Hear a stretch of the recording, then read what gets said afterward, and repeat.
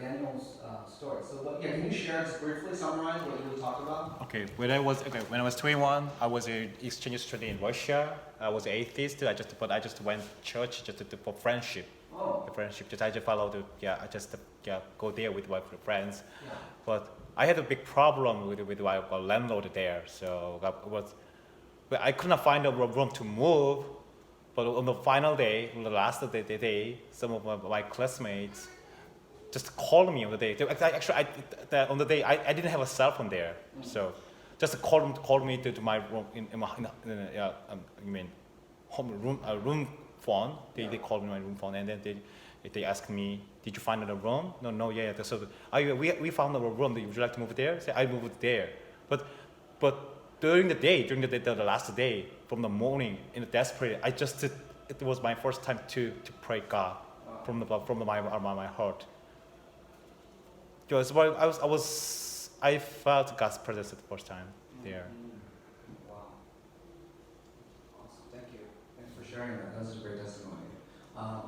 Speaking of testimony, so someone very close to me came to Jesus around last year. And some of you may know who I'm talking about, but I'm just going to call this guy, his name is Joe, just for the sake of his anonymity. And so basically this person I know very well, he came to Jesus at a time when his life was falling apart. His life was falling apart. He made some really bad decisions, and he had hurt a lot of people. And he really hurt his girlfriend. So his girlfriend had broken up with him, kicked him out of her apartment, threw away all of his clothes in the garbage. All of it. All he had was his shorts and t-shirt. That's all he had left in his shoes. And he told me that he was at the lowest point of his life was when he had to sleep overnight at a Starbucks because he had nowhere to stay. And he said the lowest point was when he sat there trying to sleep, talking to homeless people who were there also. They were giving him tips on how he could stay as long as he could possibly at Starbucks. And it was during this time that this friend of mine, he finally kind of humbled himself, and he realized how broken he was spiritually. And he said that he was now open to letting God come into his life because he had made such a mess of it before, doing it his own way. And before we could go into the sinner's prayer together, he stopped me and he said, "You know what? Are you sure it's okay for me to come to God at a time when I'm so desperate? Because it just seems like it's not very genuine. You're coming to God, at your most desperate hour. And I think he understood that, when he was very comfortable when things were going well with him, he had no interest in God until the bottom dropped out of his life and he had hit rock bottom. And I told him, it's like the prodigal son. The prodigal son, he didn't necessarily come back to the Father because he was repentant. He came back because he was desperate. He had nowhere else to live. He was playing with the pigs and eating what they had to eat. And he just reasoned in his mind, at least if I was living in that house as a servant, it's way better off than me out on the streets. And, even though he came out of his desperation, and it may not appear to be genuine, the good news is we read about the Father embracing him into this house. And I think the reality is that all of us have to reach a spiritual rock bottom in order to come to Jesus. And so in today's text, we see that Jesus is not only okay with us coming to him out of desperation. We learned that Jesus, the only time that he's ever being described as being touched by another human being is through a woman who has a desperate faith. And so today I want to talk about, what does it look like to have a desperate faith, and how a desperate faith can actually touch and move the heart of Jesus so deeply that power can come out of him. And so in this text, Mark starts it off by highlighting three characters. The first character we see is Jairus, who is known as a leader in the synagogue. We have, of course, the bleeding woman who's been bleeding for 12 years, and then we have the crowd. So those are the three characters that Mark kind of highlights. Now, Jairus, because he was a religious leader, leader of the synagogue, he was at the top of the food chain. He was top of the social ladder. He probably had a lot of wealth. He had a lot of power in the community. He was a man of respect. He's the type of person that I think a lot of us try to be, and what our parents want us to become later in life. But the thing about Jairus is, even with all this wealth and all this power, he couldn't stop the death of his daughter. And what's interesting is, we have the woman here who says that she was bleeding for 12 years. But in the book of Matthew and the other Gospels, they actually say that Jairus' daughter is 12 years old as well. So here we have a woman who's been bleeding for 12 years, and we have a daughter who is at 12 years old now dying. Now the woman here, on the other hand, unlike Jairus, is at the bottom of the social ladder. She's way at the bottom. She doesn't even have a name. She's only identified by her sickness. And I just thought, wow, how terrible is that? Like, if I don't even have a name, people just know me by what sickness I have. It's like, you are AIDS. You are cancer. It's very sad, but I think it speaks to just how bad her situation was and how low she was on the social ladder. The condition that she was suffering from, this bleeding, a lot of scholars believe that it was a menstrual bleeding, and that was just continuous, that just wouldn't stop. And you can imagine how shameful and how painful that must be to have to live with this for 12 long years. And what made it worse was that, actually Mosaic law, because of Mosaic law would recognize her as being ceremonially unclean. And because of that, she would not be able to touch other people. On top of that, she was not allowed in the temple, so she was not allowed to even worship. And she was not allowed to even go into the presence of God in the temple. And she was not allowed to be a part of the community to go worship. And so this woman, she suffered not just physically, she was suffering emotionally and even spiritually, because she must have also felt spiritually condemned because of the fact that not only there was a fear of her being contaminating other people, but that she could somehow contaminate God in the temple. And so she was in a very, very sad situation. Unlike Jairus, she had no power, no wealth, no influence. She was basically a social outcast. Now, the third group highlighted in the story is the crowd. And the crowd is kind of like the people in the middle. They're not as desperate as this woman, and they're not as needy as Jairus, but they're just kind of in the middle. And I think that this crowd are not necessarily followers of Jesus, although they're following. I think they're more followers of the crowd, a lot of them. You could say that a lot of them are just spectators. They're just spectators. And these are the kind of people that, they want to see Jesus perform a miracle. They want to be entertained by Jesus. They want to be moved by Jesus. Tell me a good sermon. Do some more tricks for me. Do something that's going to impress me or inspire me. So they're more just like spectators expecting Jesus to do this stuff, but they don't necessarily want to be challenged. They don't necessarily want to follow him. And some of these people who join the crowd, they don't even know what's going on, I think. Some of them, they just see the crowd and they just want to see what's going on, and they just end up in the crowd, not even knowing who's at the center of the crowd. And this reminds me of a time when I was in the 5th grade. I grew up in San Francisco, California, and so on Sundays we would go to church in the city. And on one Sunday, a beautiful day like this, we decided to go downtown to the city, and we realized, wow, there's this huge parade going on. I'm like 5th grade, I don't know what's going on. So my uncle was excited, he gets us all out of the car. We're getting ice cream, and we're just all excited because we're in the middle of this huge crowd, this parade. And as I'm watching this parade, there were a lot of strange things that I started noticing. The first thing I noticed is, wow, there's a lot of guys here. Where's all the women? It's all guys. And then when I thought I saw women, I realized, wait a second, those are not women. Those are guys dressed up as women with paint on their face. It's like, oh, maybe it's like a Halloween thing? I don't know. And then we realized what it was. Once the half-naked men came out and started dancing around in their underwear, and they were wearing leather chaps, then my uncle realized, oh my goodness, we are in the gay pride parade in San Francisco. And all I remember, my uncle, his face, he just looked so shocked and just like flustered. He just grabbed us. Everyone in the car, everybody in the car, everybody in the car. Close your eyes, go and get in the car. And I just remember, we just took off. He went like full speed. He wanted to get out of the city as soon as possible. And just as like these people, these followers of the crowd, who didn't know who was at the center. We didn't know what was going on at the center of this parade.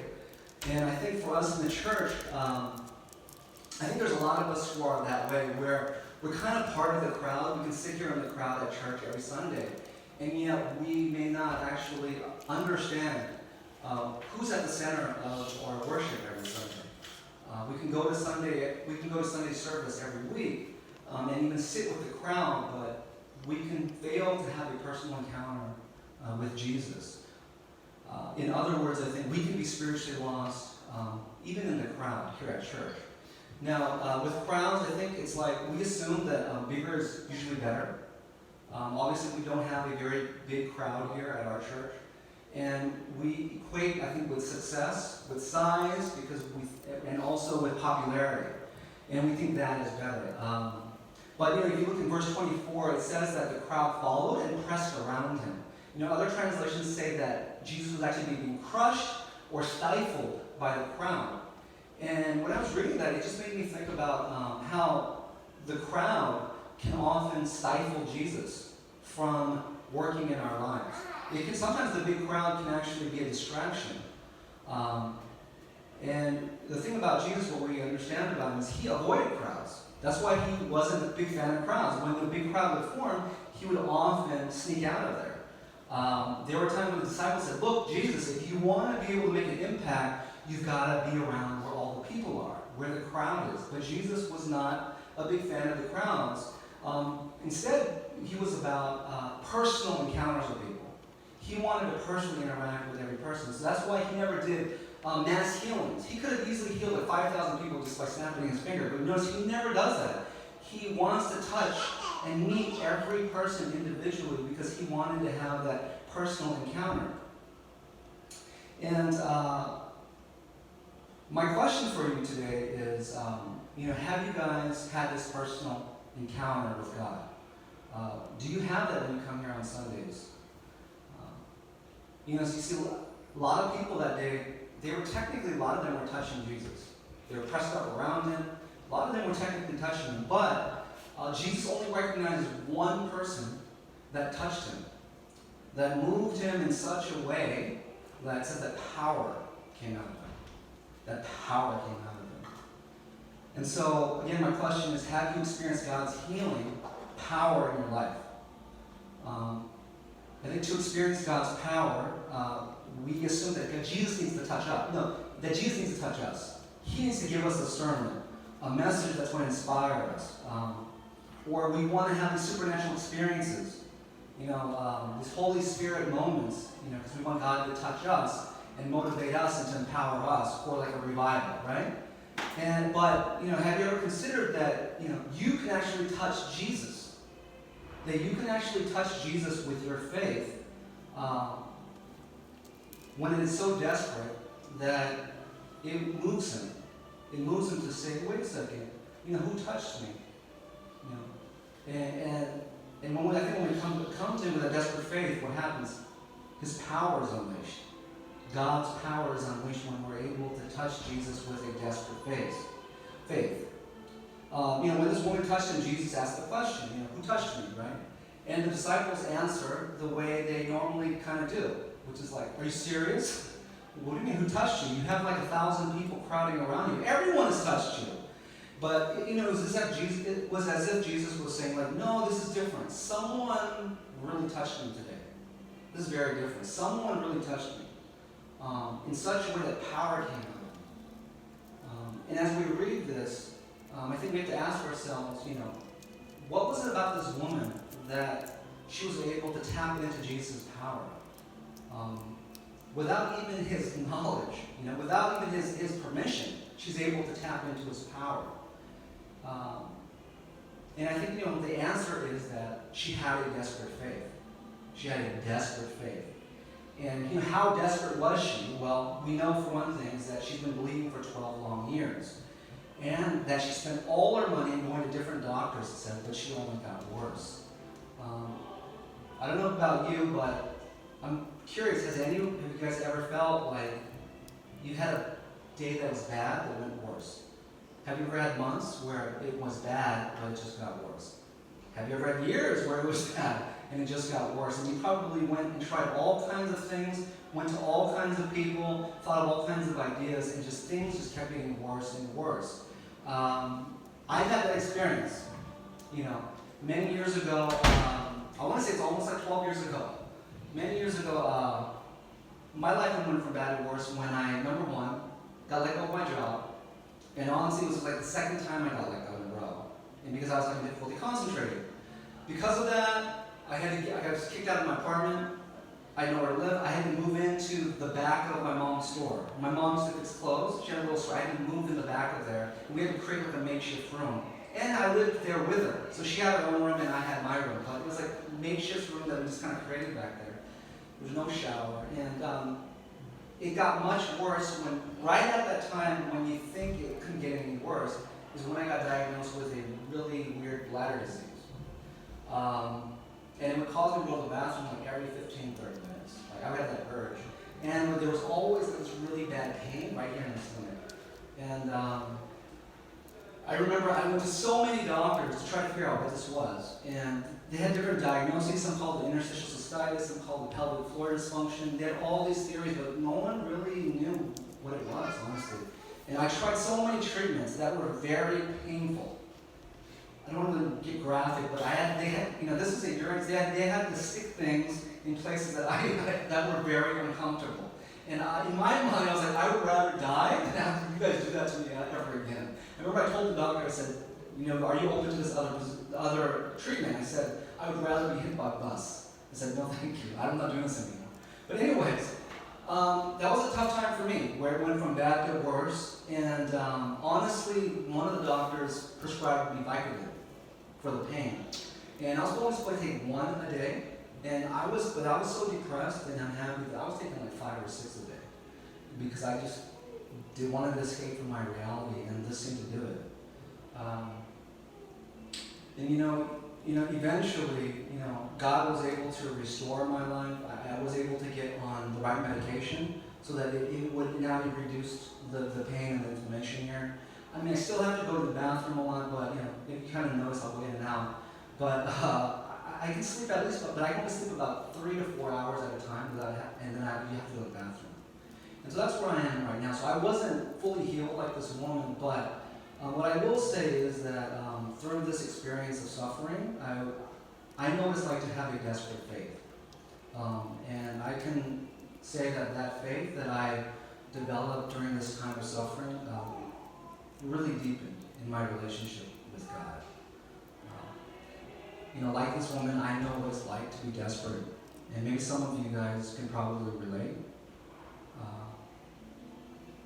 Now I want to share one quote. Oh, I think I disconnected. Oh. Well, Corrie ten Boom, she gives this one quote that I wanted to share. Oh, here we go. And basically she says, what did she say? Oh, sorry. Oh, it's a pretty one button.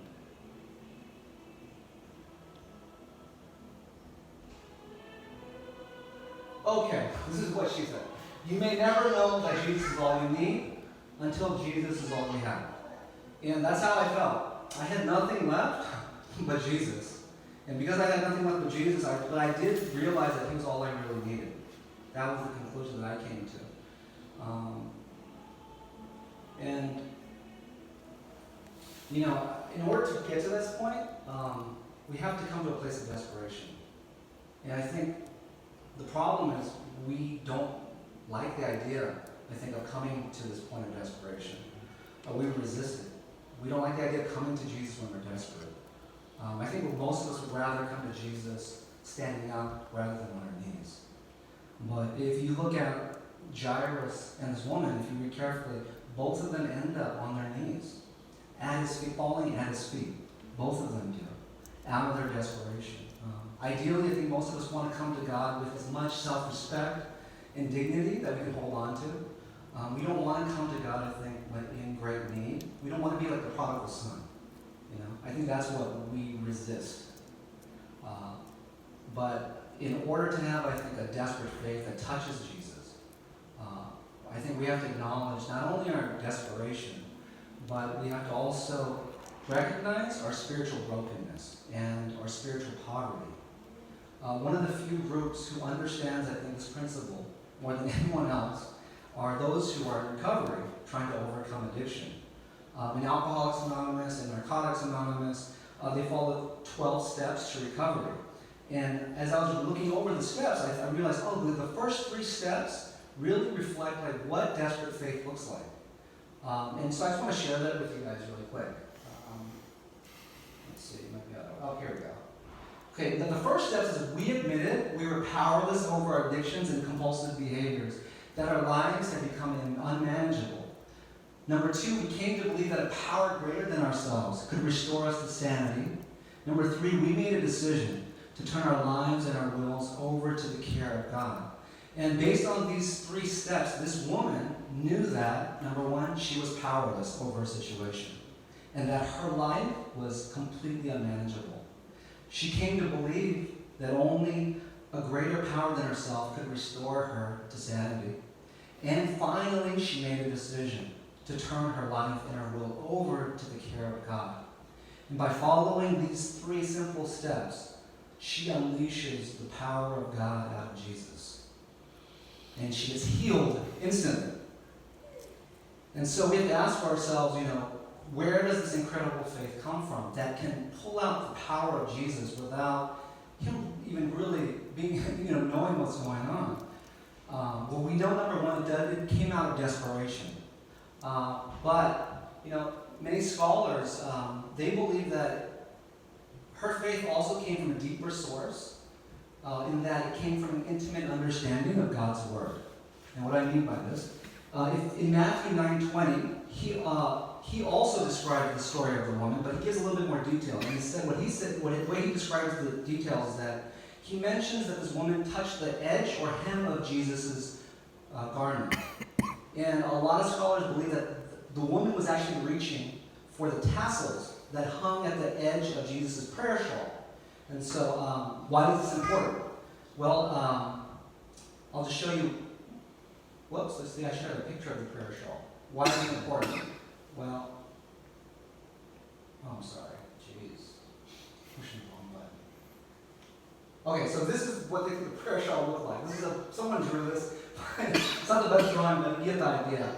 So they think this is what Jesus was actually wearing, and this is what she was reaching out for. You notice on the corners, the tassels.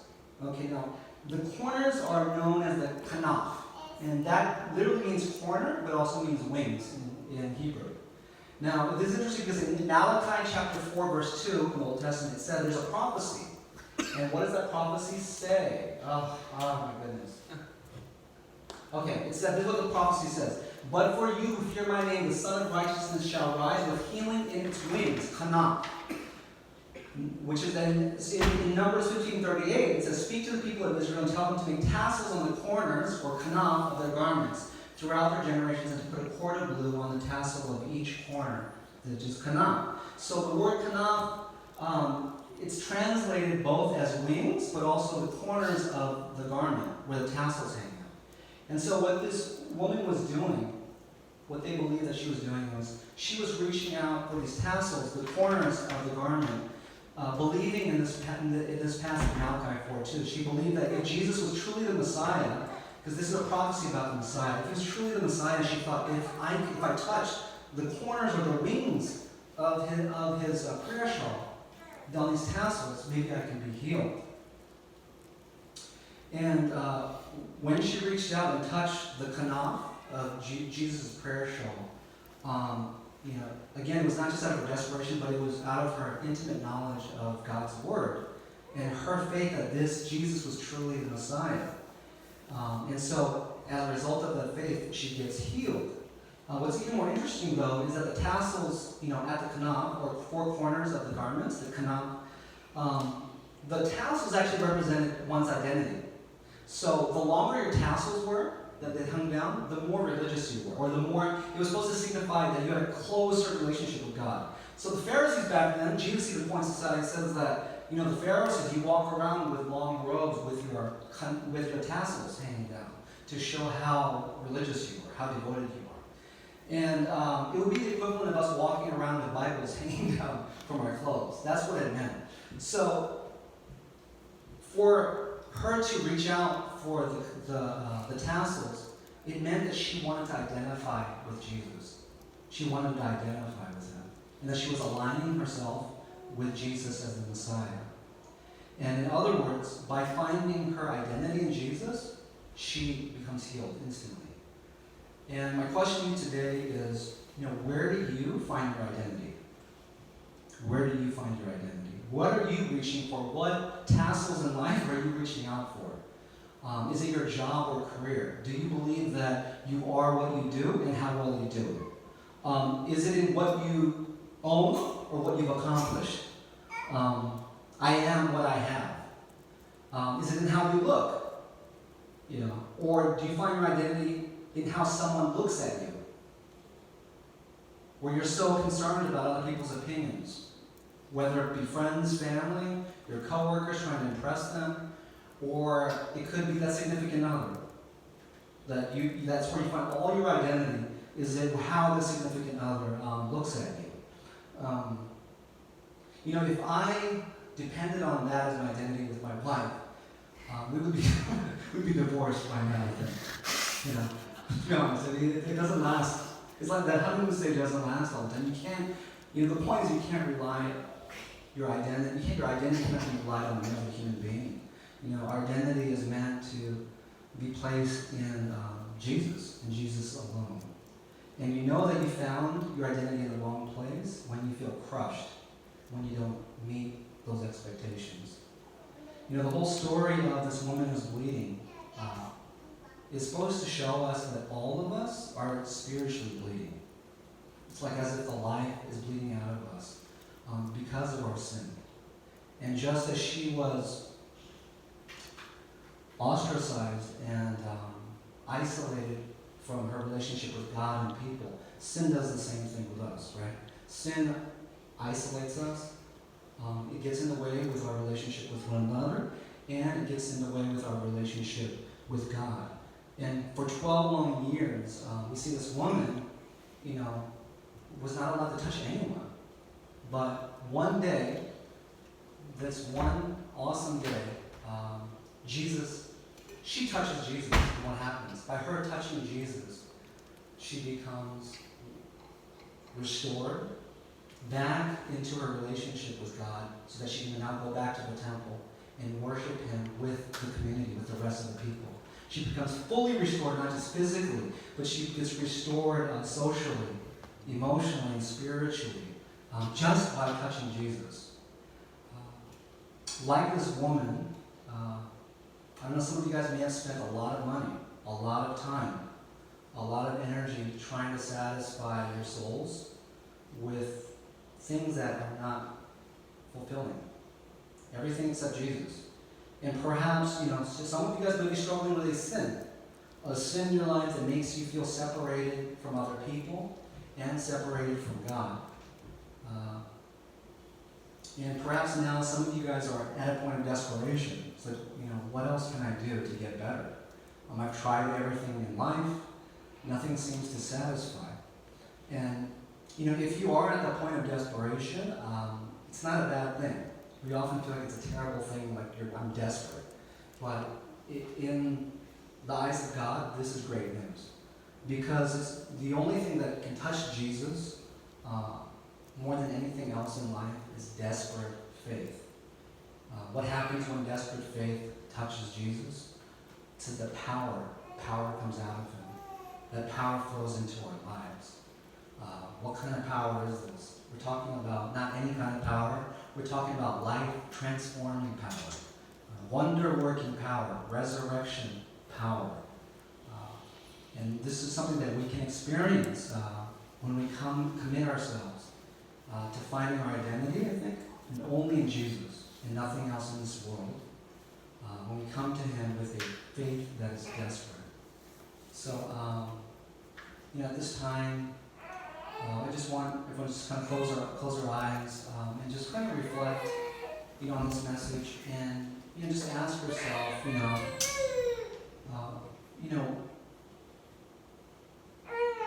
where are you in your relationship with God? Is He your only true source of identity for who you are?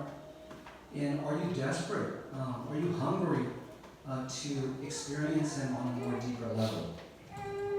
If you are, I just want to encourage you guys to just cry out to God. Just cry out to Him. Ask Him for this spiritual healing that He offers so freely. And He doesn't need to come to you and touch you. You can actually just touch Him and receive this healing. So at this time, we have our worship come up as we...